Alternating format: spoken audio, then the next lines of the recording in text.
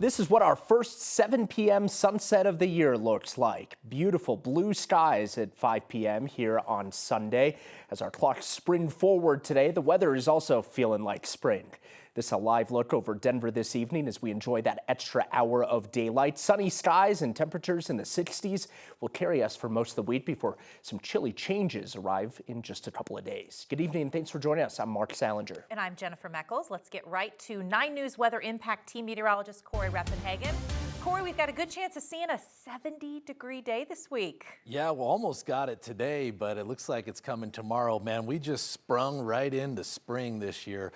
Warmest first 9 days of March in 4 years. And of course, we're going to have winter storms still, but that is part of the spring formula. Mostly, we're going to have days like this ahead here. The high country, man, Colorado ski country really hit the big one this weekend with lots of fresh powder and nothing but blue skies for 2 days. Same thing down here in Denver. We've got a 67-degree temperature here at 9 News. It's 69 still in Central Park, 67 at DIA. Our official temperature so far, 68 degrees out at DIA. It may have briefly hit 69 just a few moments ago, but 68 so far, well above the average. Our low this morning was right at about close to average. Tomorrow, we'll see a little bit more clouds in the sky, mostly high clouds and lenticulars over the foothills, but look at the temperatures go. They're going to get up there till 70 degrees. Should be pretty easy, making it up to 70 here by 2 and staying in the 70s for a few hours tomorrow. So I'll have more on that warm forecast and the next winter storm that's heading our way. I'll have that details coming up in the forecast. Corey, thank you. Just into our newsroom this afternoon, Nebraska State Patrol says they found a guy that was wanted for killing someone in Denver this weekend. Denver police say this is related to a shooting last night just before midnight on South Vine Street, a few blocks west of South University. One person died in this shooting.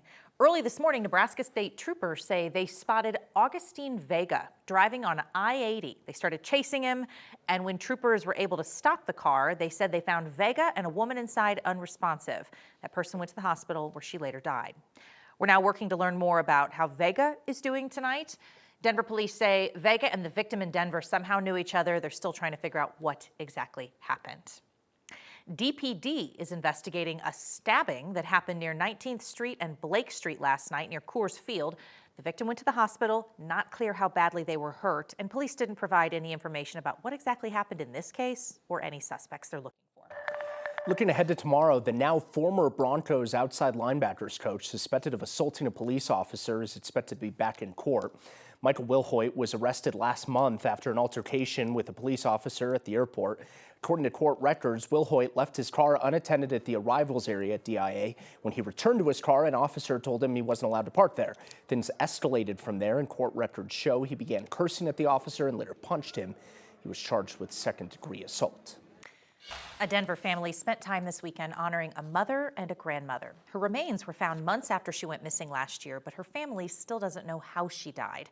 The family of Marcy Fairchild held a candlelight vigil for her last night. Alonzia Fairchild says her mom was reported missing back in May of last year. And later, authorities issued a missing Indigenous persons alert.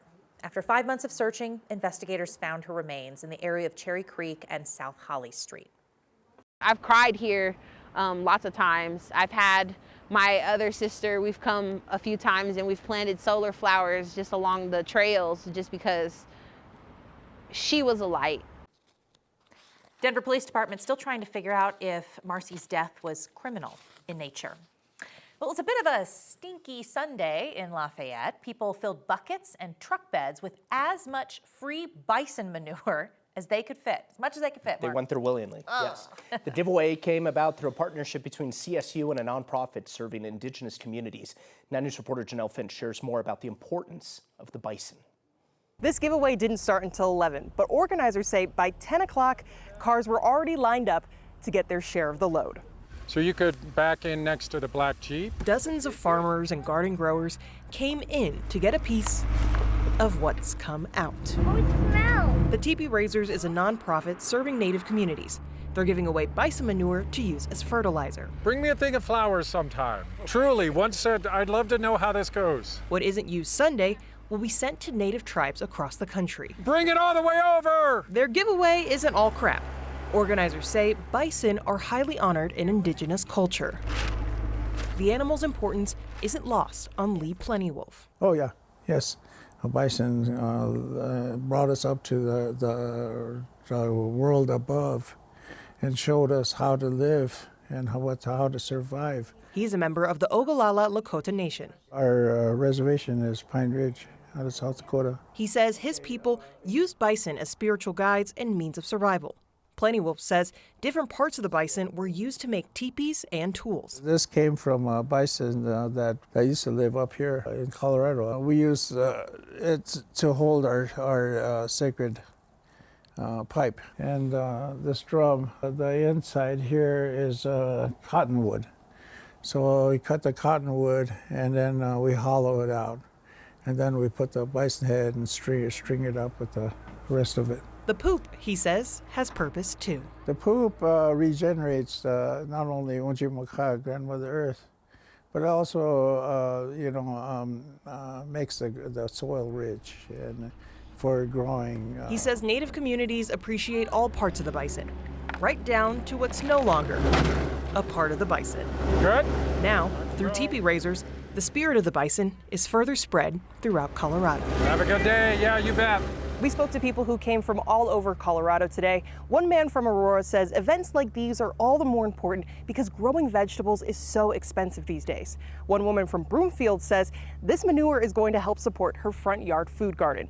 Both of those people say that they waited in line for nearly an hour to get their scoop of poop, and it was well worth it.